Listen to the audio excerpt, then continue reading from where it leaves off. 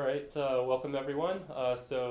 Today I'm excited to introduce Vince D'Angelo. He's an electrical engineer and program manager at SRC. He has a lot of very interesting background, including directing the Science Technology Educational Leadership Rotational Program. Yep. Stellar, right? Stellar, yep. And also is directing, lead systems engineer on a counter drone program for the U.S. Army. So we're excited to have him come talk to us today. Thanks. Thank you for having me. So this past holiday season, somebody decided that it was going to be a great idea to get my 8-year-old son one of these little helicopter toys, right? You know, a little remote control helicopter. And he was extremely excited, like overjoyed that he got this thing. And he was like, "Dad, can we bring this outside?" And I was like, "Sure, let's go outside. We'll plug it in. It'll be great." And so he's playing with it, and we're making it go over here, and then it's hovering, and we make it go over there, and it's hovering, and it's great. And then all of a sudden, I started to see this helicopter just kind of start creeping up, and creeping up, and creeping up. And I said, "Charlie, you got to bring it down. You got to bring it down. You got to bring it down." And he's like, I can't, Dad." And so I grabbed it. I'm like, "It's not working." And it just kept on going. It just kept on going. And then we watched it go over our house, and then we watched it go over the neighbor's house, and then it just left. And his joy just went to pure deflation. It was just so sad to see that look on my son. And then later on during the summer, I was actually at a concert, an outdoor concert, and I was watching the band, and all of a sudden overhead I saw this red light kind of appear, and it kind of just started to come down and kind of started to hover, and then it just settled right over top of me, about 20 or 40 feet above me. And I don't know whether this drone was trying to take pictures for the news or whatever, or maybe they were trying to record this concert, illegally or something like that. But it made me realize and feel a little bit uneasy. And I guess the point of these stories is that drones can do some very unpredictable things, and they can also pose a serious threat to our society, right? They can pose a threat to our physical nature, our cyber nature, as well as our privacy. And so I'm here to kind of talk about SRC's approach to how we can help integrate these into the national airspace, as well as counter these drones and protect our way of life.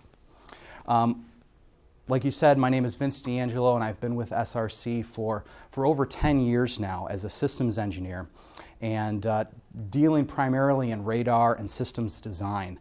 And now I'm currently taking on a lead systems engineering role on this Silent Archer program that we're developing for the Army. And I'm here to talk a little bit about that particular program, some of the threats, how do we identify these threats, what are some of the missions, what are some of the trade spaces, and how do you actually counter some of these things. And a short disclaimer that some of the information is sensitive.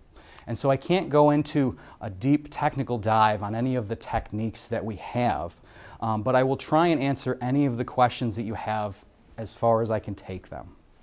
So with that, I will get started. So let's define the UAS airspace, right? This unmanned aerial system.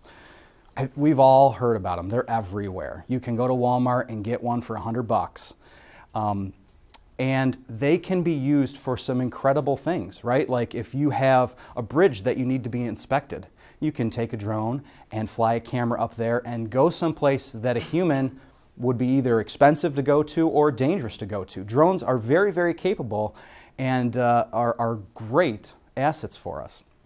You can use them in agriculture to evaluate crops, take samples of particular crops, determine what needs more fertilizer, determine what needs more water, and things like that. You can use them for security measures, right? At a local fair, we were using drones to help evaluate traffic patterns and identify different parking spots. And so drones are being integrated into our daily lives more and more and more. But with anything, right, people can use the technology to do some bad things, right? And so they're being being used on the battlefront. They're being used in terrorist operations and things like that, reconnaissance, targeting, attacking. And the Silent Archer product is designed to help counter that and to help identify those threats and protect. So we've got this UAS threat. Okay, so what are some of the challenges that these threats pose? What makes them so difficult to counter or even identify, right? And the first thing is that they're available and capable, right? Like I had already mentioned, you can go to Walmart and you can buy these things. You can get them right off of Amazon, and they're inexpensive, they're readily available, they're getting more and more robust all the time, right? Hobbyists have been using remote control aircraft for a while now, but the technology has finally gotten to the point where they're mainstream and very popular and very capable.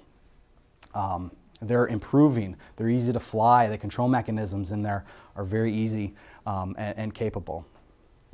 Detectability, right? Often these things are very small. You can get little drones that fit in the palm of your hand, and so being able to properly detect those with something is a very, very difficult and challenging problem. Clutter and discrimination, right? So from a radar perspective, you are getting clutter on anything, any energy that you're sending back. And you need to filter out that energy and pick out just the targets that of interest to you. And how do you discriminate those particular targets, right? One of the big challenges that we have are discriminating from these particular drones or UAS from other small targets like birds or flocks of birds or even clutter. Clouds, things like that. So how do you properly discriminate? They act the same way, they look the same way. How do you discriminate from them? Blockage, right? Especially in an urban environment, you're talking about drones that can fly around buildings, that can take a low profile, and so you're not able to get visibility on them, so they kind of, no pun intended, fly under the radar basically. And so that limits the operational timeline, right? You have very little time to react once you do notice something. And that's a critical feature of these. Identification, right? So if you've tracked something, you know something's out there, how do you actually tell what type of UAS it is? Many of them use very common data links. They use a lot of the same architectures, a lot of the same things. And so identifying friend or foe can be very, very difficult. Determining an intent as well, right? Like, is this, Joe out at his garage flying something, or is this somebody that's really intending to do something harmful to somebody? And then how do you actually mitigate and defeat this thing, right? Like, you don't, it has to be very cost effective. You have to be very certain. You have to avoid collateral damage. What is the best way to remove this threat from the airspace? And so all of these are what makes UASs very challenging. So what do our customers need? What type of mission do they need? Right, so I kind of bin it into two different things. You need mobile applications and you need fixed applications, okay? And so from a mobile perspective, you have patrols that are going out and securing facilities, they're convoys, they're moving. They're under attack from these particular threats. And so you need an application that is mobile in nature. You also need an application that is fixed in nature, right? So you want to protect a particular operating base. You want something that's more of a fixed site, such as like power plants or a particular embassy or some high value structure, something that's going to be permanently fixed. And then you also need something that can be used in high visibility events, such as the Olympics or the G8 or very important people that would be visiting certain things. And so you need a product or something that can handle all of these use spaces. So how do we actually try and counter these things, right? We kind of went through some of the, yes? So the UASs you're trying to focus on, are they, on all the ones that might be of a threat, are most of them commercial, or are some of them going to be have different capabilities and therefore maybe use different spectrums or protocols in those spectrums Absolutely. that you can focus on? Yep. So that's a great question. The use case is for both, right? So there's these COTS availability of drones and UAS, and there's also very specialized, very militarized applications, very customized for a particular mission. And so we're trying to counter both of those situations. So when you say COTS, you mean commercial off the shelf? Commercial off the shelf, yep. Thank you. Yep.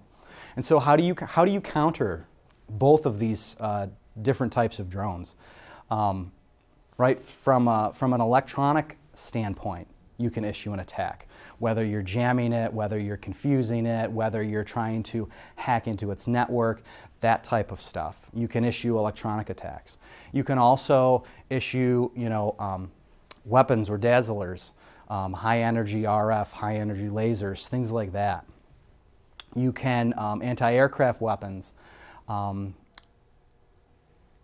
Basically anything that you want to be able to deploy to take these things out of the airspace, you need a system that's able to queue them and to send that information to the thing that's going to do that countermeasure. So from a radar perspective, SRC is very good and has a solid reputation for radars. What makes this target set difficult for radars to detect and identify, right? And we kind of already went over a little bit of these, right? So they fly at low altitudes, right? So you're encountering clutter close to the ground, right? You're sending RF energy out, and it's bouncing off of the ground and off of the trees, and it's scattering, and your returns are kind of buried in the clutter, and it makes it difficult for you to pull that target out of that particular environment. You also have poor line of sight, right? You need to be very high in order to see these particular targets. And so how do you mitigate that? Is part of what we're trying to do. You can use multiple sensors, you can fuse data, provide electronic steering, a lot of different things that you can try and do to tackle that. Right? Not only are they low, but they're small. And so you run into classification issues, detectability, right? And so you want to be able to put as much energy on those small targets as you can. And you want to use a lot of expansive data sets, right? The more data that you get, the more data that you collect, the more data that you can analyze and really get a good feel for this particular target. They're flying at low speed. So radars use what's called Doppler processing, right, to evaluate direction and how targets are moving and how fast they're moving and what direction they're moving. And you need pretty good Doppler resolution and different classification algorithms to do that. Target density and maneuverability, right? There's the potential to have more than one target. There's the potential to have target plus clutter. And how do you handle the processing of all those individual targets and really pick out which tracks are important? SRC actually makes a radar, we call it the LStar Radar, for counter UAS, and it does all of those things. It handles targets that are slow moving, tracks and detections right in this sweet spot of where drones operate. And so we've actually been using the LStar Radar for up to almost 10 years now, proving this out. And it's one of the staples of SRC. So outside of the radar, what else can you use, right? And so you might think, well, we can use a camera to actually visualize these things, right? And so you can have an electro-optical or an infrared camera, and you can try and get eyes on it, right? Some actual visual confirmation of this target before you try and engage it. What are some of the challenges to that, right? Range limitations, for one, right? You can only see so far with a camera. Atmospheric conditions, right? Say it's foggy, say it's rainy. Then you're kind of operating blind with a camera. It degrades your performance. Video tracking, right? So some of the work needs to be done to actually track a particular target in actual video and differentiate that from other targets and actually slew the camera and track it. And then finally, identification, right? Like that classic classification, discrimination problem. How do you tell whether this tiny little dot far off is an actual threat, is an actual drone? And so there are some challenges to using exclusively this camera. Well, how about listening to the spectrum, right? So these things have to be controlled from somewhere. Couldn't you just kind of like listen to the spectrum and figure out, you know, if there's a drone in the area? And you also have some challenges to this, right? A line of sight as well. You need some pretty good line of sight to be able to discriminate these communication links, to identify these communication links. One of the problems that drones pose is that they're constantly being updated. And so there's new software releases, there's new control releases, there's new communication releases on a very regular basis, which makes them very difficult to counter from this EW perspective. And then you also have the spectrum density, right? This control link is not the only thing that's being transmitted out there. There's tons of other electronic signals bouncing all around, and how do you tell whether or not this electronic signal is really a drone communication link? So I kind of want to walk you through a scenario here. So say you've got a bad guy and he launches something for surveillance purposes. He wants to kind of see what's on the other side of the hill. He wants to see what's going on, right? So he's controlling that guy. He's got that bird in the sky and, oh man, I'm going to get them. Well, you can use a radar to try and get some energy on that and detect that particular target. And so the radar identifies it. It's got some detections.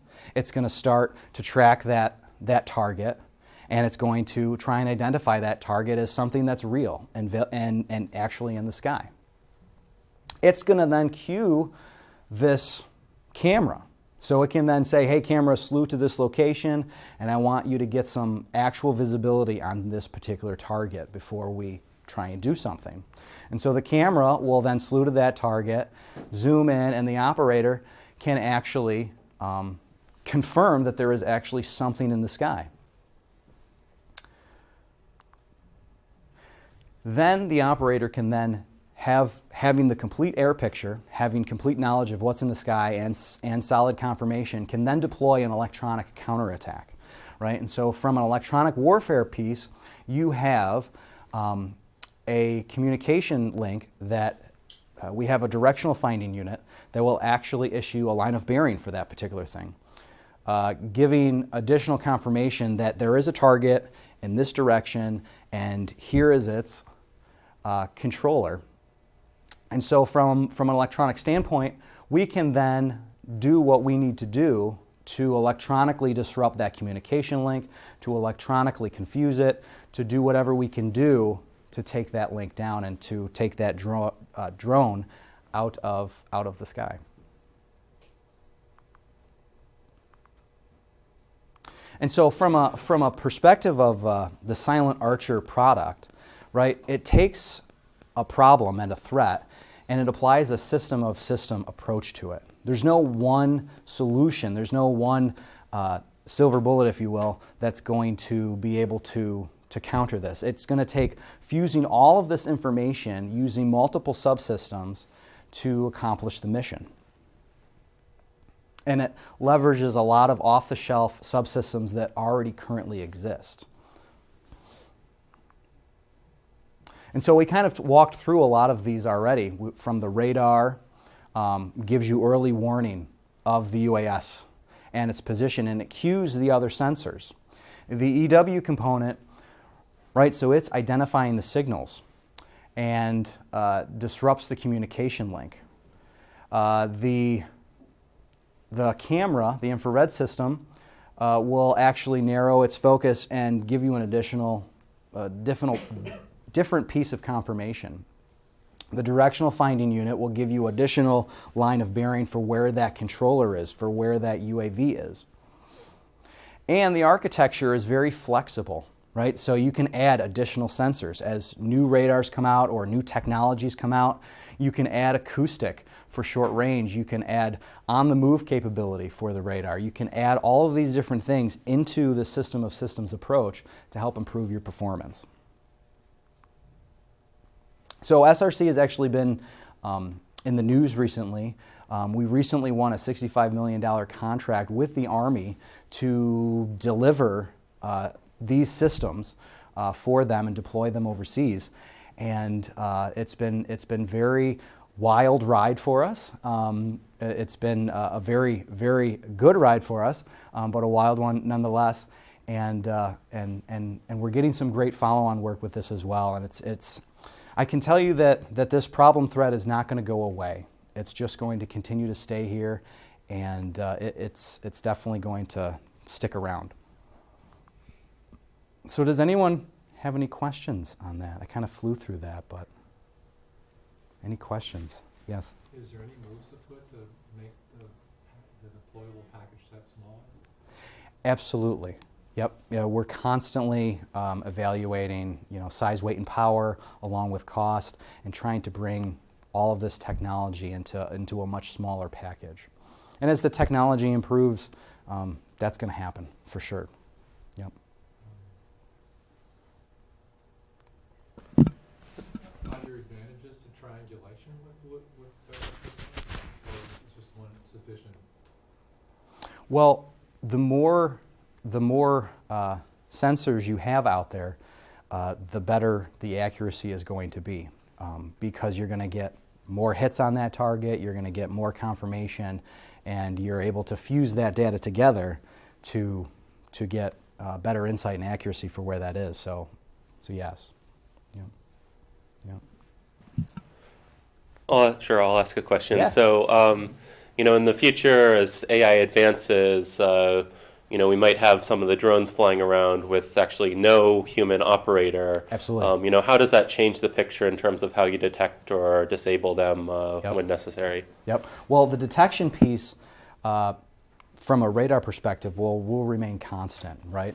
But you will have to come up with additional ways to counter that. And SRC is doing research currently on those methods. How do you defeat those types of targets? But you're right. Yep.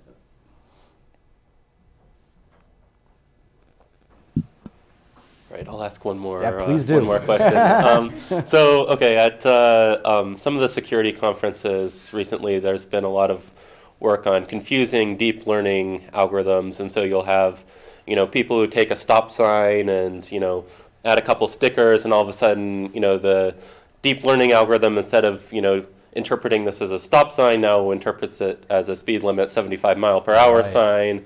To what extent is that a risk, or similar types of attacks a risk in this setting? And are you allowed to say anything about what you're doing? I was going to say, I don't know if I can go into detail about that, but I will say that is part of the threat, is that they are trying to disguise, manipulate the detection means.